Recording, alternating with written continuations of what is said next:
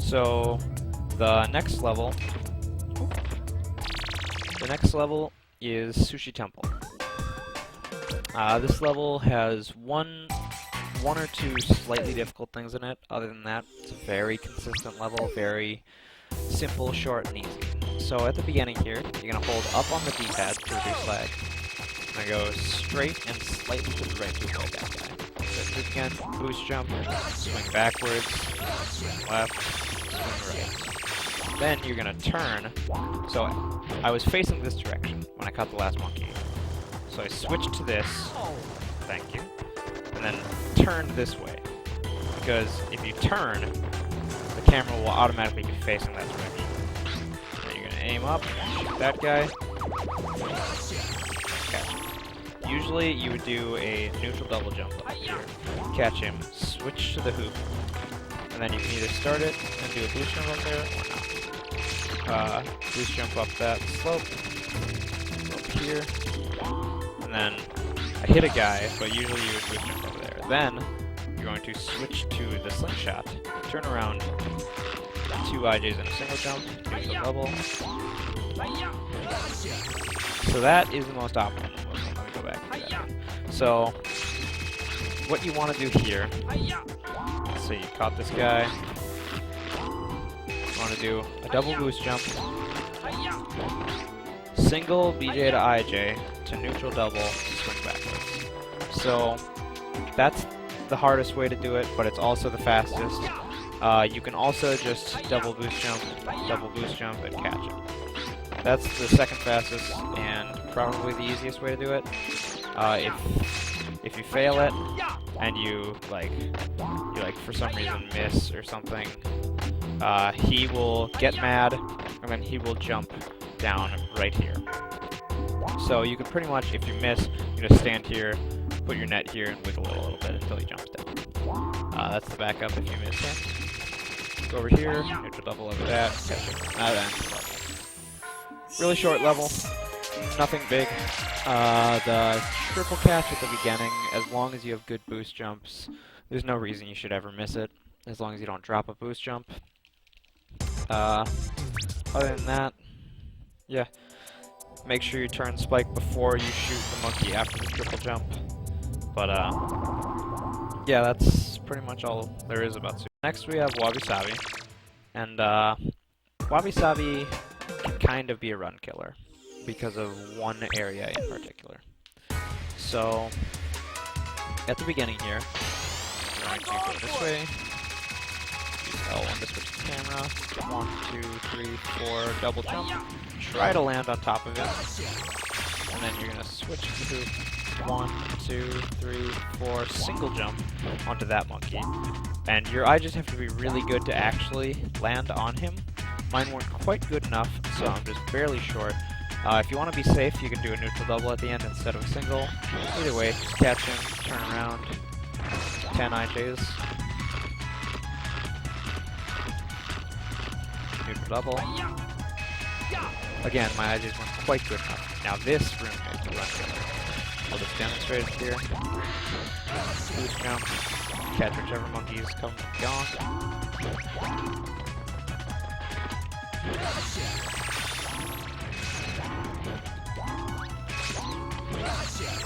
So that was the worst level. That's pretty much worst case scenario right there, what just happened. But let me just real quick explain everything that can happen in this room, which might take a while. So what you're going to do here is you just hoop up here, boost jump. Usually you'll only get 1 monkey here, sometimes you get 2, very rarely you'll get 3. You should be able to tell immediately. If you catch one and there's not another one like right next to you, then you're not going to get more than 1. And so you just back off, and then you let the second monkey come to the gong, and then you can either catch him through the gong, or you can back off, run around, and then catch him there. Now the third monkey usually will go and jump in here.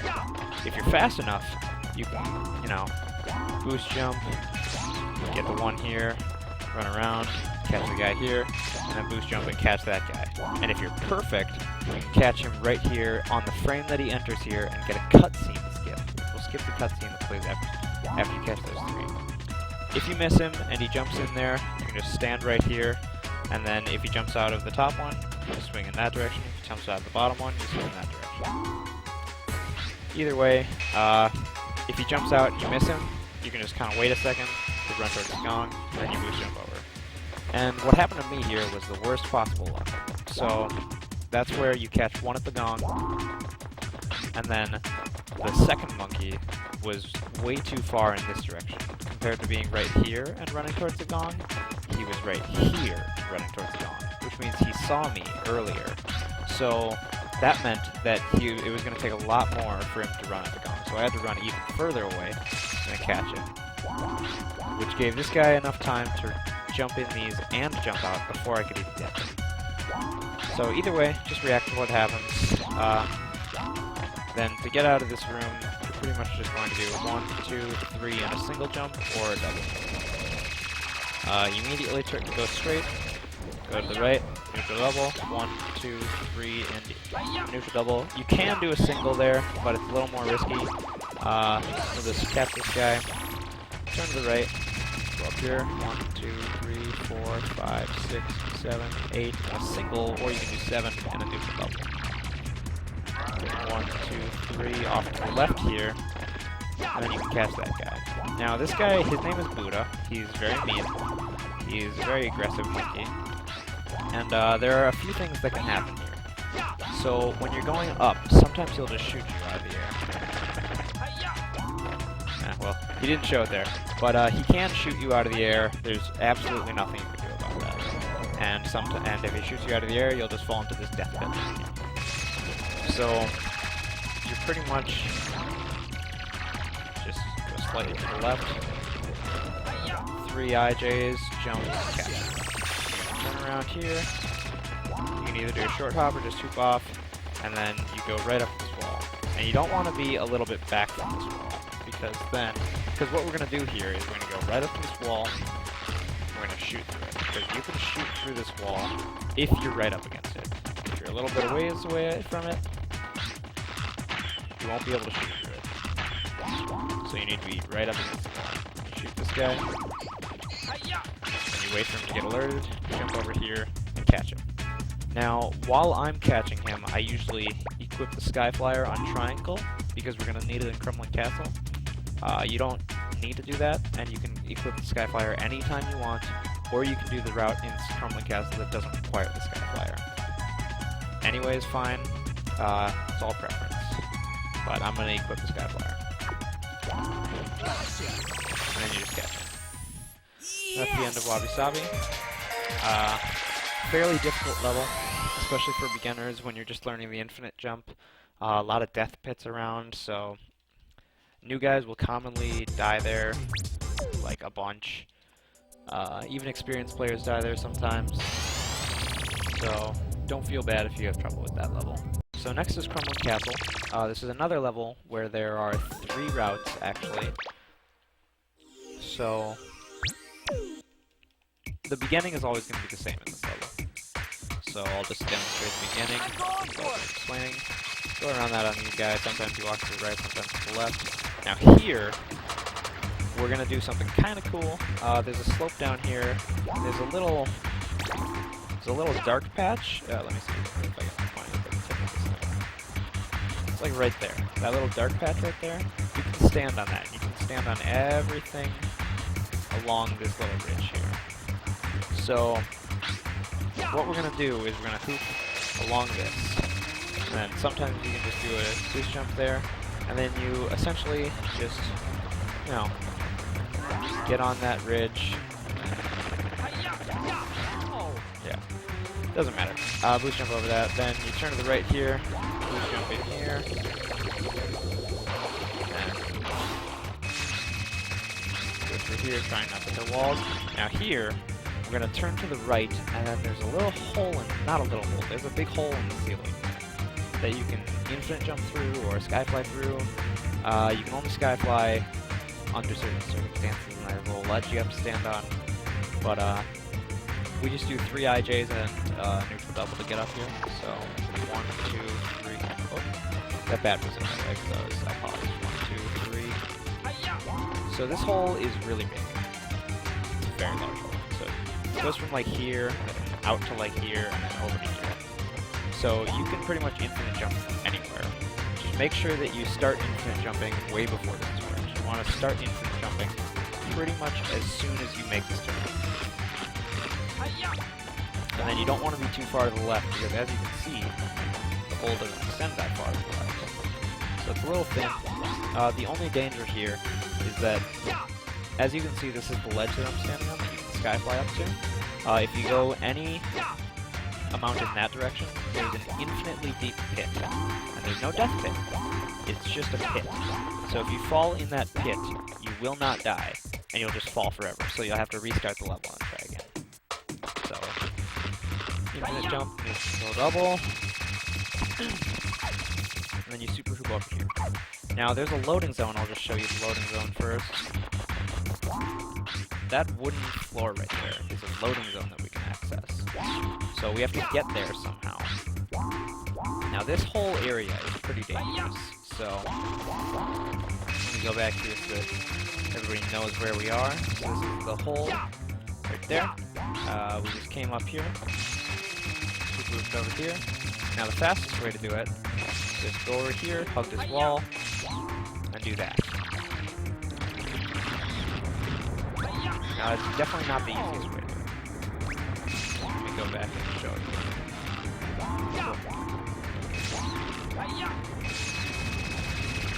So, going back to the wall. So this is the hole in the ceiling. So no matter what method you do, you're gonna go over here, and you'll be here, somewhere on top of this ceiling. Now the easiest way to do it would just be to do 6 or 7 VJ to IJs and just land on there. But what I did was I hugged this wall here, so there's a wall right here. And I was essentially just going along this wall, and then there's another wall right here, and you can jump on top of that wall. And then I just hooped off and switched to the snowback shooter before I landed. Now, you wouldn't think that would be that hard, because, you know, just along a wall, hugging a wall. But the only reason that it's hard is that there's another infinitely deep pit here. I don't have the SSO yet. But there's an infinitely deep pit here. So you have to be really close. You have to be really close to this wall without bouncing off it with the hoop. Because if you touch the wall, it'll bounce you into the infinite pit. Let me go back to the hole and show what I do to avoid that. So what I do is I do boost jump there just to refresh the hoop. Then I try to get in line with this torch a little bit. Then I go, I'm hooping this whole time. Go towards it, and turn to the left. Double boost jump up here. And then just hoop off forward. So, I'm not going to show what happens if you fall in the pit, because you shouldn't fall in the pit, but yeah. And then you switch to this, turn to the right, 1, 2, 3 in a single jump, or a double jump. That time I had a double jump. And then you shoot. Now we have to shoot that button to open a gate, that gate, to the boss room. Every route does that, and there's no way to skip that cutscene. I'm probably about to be shot by a monkey because I think I heard this last ago. But now there are 3 different things that you can do here. This is where the route starts to diverge. So I'll do the fastest route first, as usual. And the fastest route, you're going to turn around and hoop off this ledge back in the loading zone that we just entered. So, take a shot. Yep. So you hoop off this ledge, over to here, and then we're going to go through this door. And then 5 and 1, 2, 3, 4, 5. Double jump up here. Oh. So this is the danger of this route. This is one of those infinitely deep pits. So, as you can see, I'm not dying. I'm just sliding around the map. So, you have to exit the level. No death. You just have to exit the level. That's the danger of doing some of these routes. But all of these routes have infinite pits around. You know, there's going to be infinite pits no matter what. So, let's go! Just go back through again. And none of these routes are really hard. Some of them are a little bit harder than the others. Usually the faster ones are a little bit harder. That was good.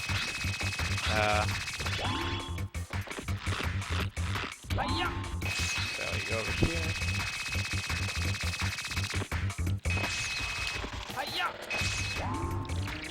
Three infinite jumps. 1, 2, 3. Single or double. I'm gonna get hit by that laser because the hitbox technically hit me even though I was in a cutscene. Yeah. And then you turn around, go here, in here. Then you'll be here. Now once you get up here, as you saw, you do not want to walk forward. That's why I did a normal double jump instead of neutral. But you'll turn to the left, and then you'll do 2 very solid BJ to IJs with a neutral double. And you'll hook over here. Oh, and this is why we usually equip the Sky Flyer in Wabi Sabi. Now, as you can tell, this is where the hole in the ceiling is. So we're going to double boost jump over this gap. And see that white area? That's the loading zone you want to hit. So you're going to do that. Let me go back and show how to do that. So, a lot of stuff happened there. I tried to do it slowly, but it never really goes slowly. So, I came from over here. This is where I was.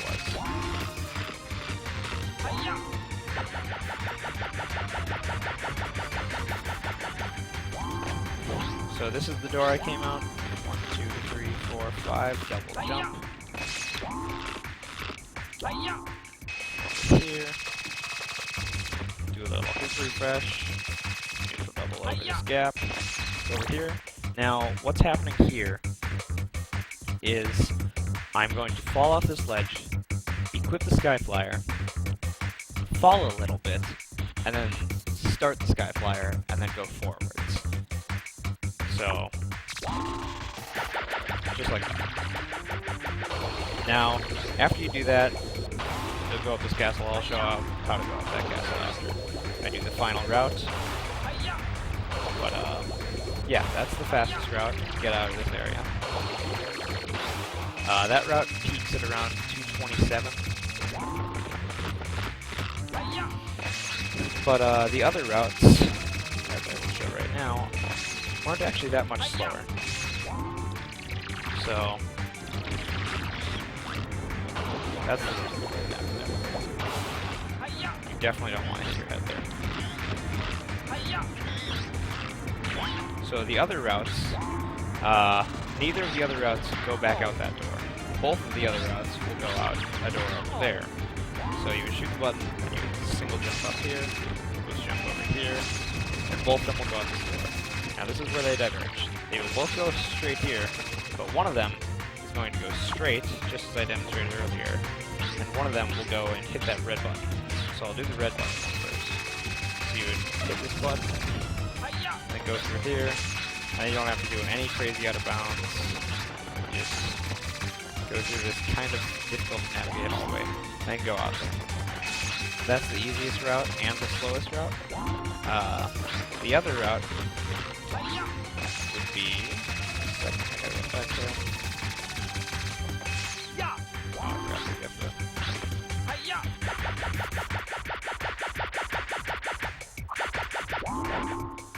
I don't really know this area super well.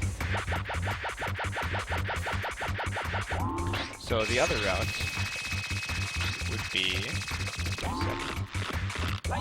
So, be in this room, go out this door, go this way like usual, but then go up here. 1, 2, 3, 4, 5, 6, double jump. Then you go up here, neutral double over here, and then you do the same skip. So now to get up the castle, 1, 2, 3, 4, 5. Yep. So there are a few ways to get out of this, to get up this castle. You can either do 7 infinite jumps, normal double jump, 1, 2, 3, 4, 5, and then a single jump, and then you go into the boss room. Or, just getting cookies because we need it for the boss.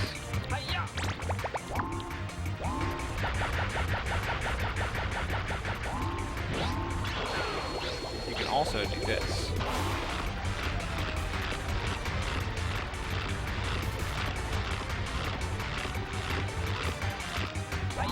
You can just jump straight up. I'm not very good at that method, and I did it completely wrong there. So you come out, read.